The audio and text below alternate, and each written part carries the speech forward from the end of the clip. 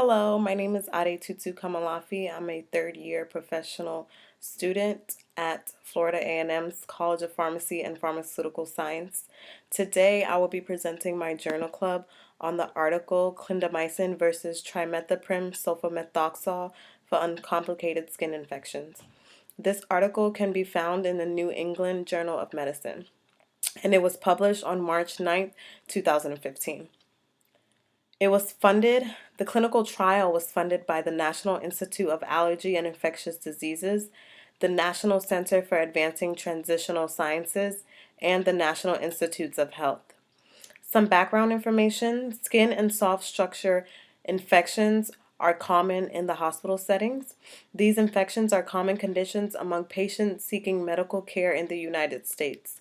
Results of cultures of skin infections have shown that most of the infections are caused by methicillin-resistant Staphylococcus aureus, MRSA.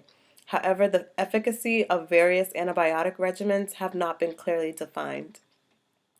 Clindamycin and Bactrim are recommended because of their low cost and activity against community-associated MRSA and methicillin-susceptible Staph aureus, MSSA.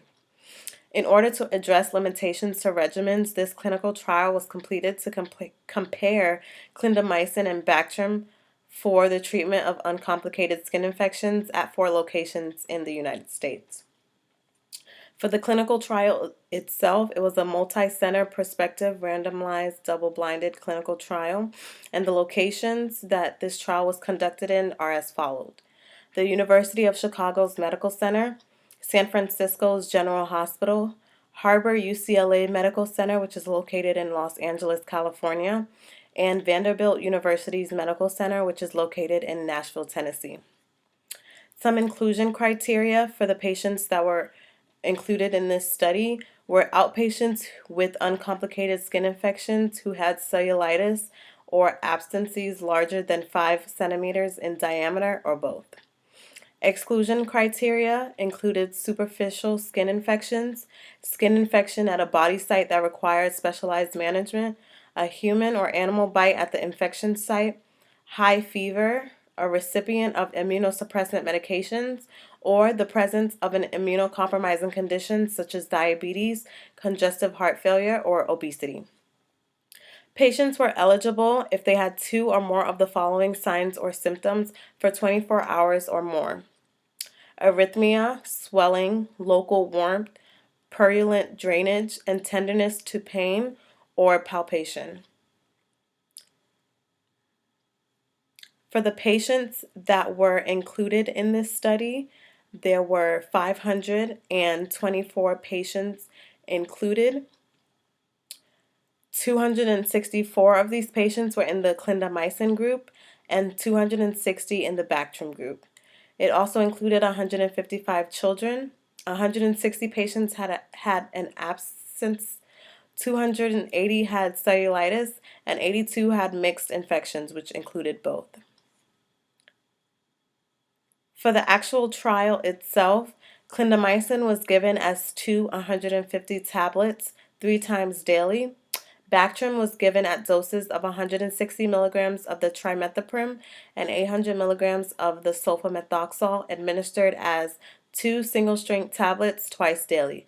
Pediatric doses were adjusted according to the body weight of the patient. Patients were unaware of the treatment assignments, as were the study staff members.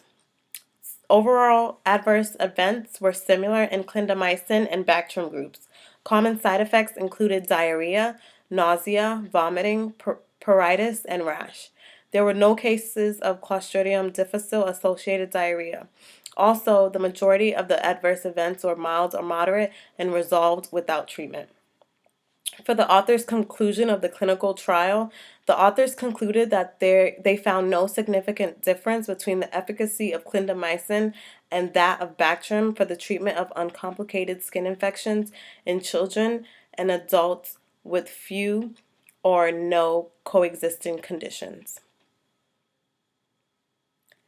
The trial, again, was done to compare Bactrim and clindamycin each of which is commonly recommended as empirical therapy for uncomplicated skin infections in the outpatient population with only minor or no coexisting conditions.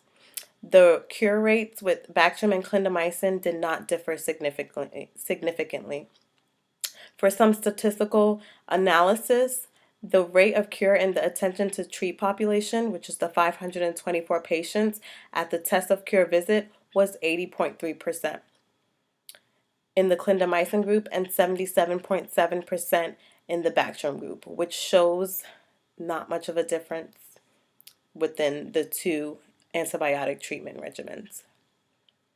So, in conclusion, skin and soft tissue infections are common conditions among patients seeking medical care in the United States. It accounts for about 14.2 million outpatient visits annually. Skin infections are associated with different complications, which include bacteremia, the use for hospitalization and surgical procedures, as well as death. This study was a multi-center prospective randomized double-blinded clinical trial which compared clindamycin versus Bactrim for the treatment of uncomplicated skin infections. The clinical trial included a total of 524 patients. 264 of these patients were in the clindamycin group, and 260 of these patients were in the Bactrim group. To give more information about the patient population, again, it included 524 patients. 52.3% of these patients were male, 53.2% were Black, 40.3% were white, 28.6% were Hispanics, and the mean age was about 27.1 years. 29.6% of the patients were children. Some strengths of this clinical trial was that there was a large population size, as I previously mentioned, and there was a 95% treatment rate for skin infections. The patients were followed for 1 month after the therapy was concluded, which is a strength because the follow-up period was longer than most studies. The study included both adults and children, which is of importance given that skin infections are prevalent among people of all ages. And lastly, the population study were very diverse. Some weaknesses of the trial is that the study excluded patients that had serious coexisting conditions, and the outcome with those two antibiotics may have been different if they did treat patients with coexisting conditions. Also, the two antibiotics that were used, the clindamycin and the Bactrim, are antibiotics that are recommended by experts in the area of MRSA infections.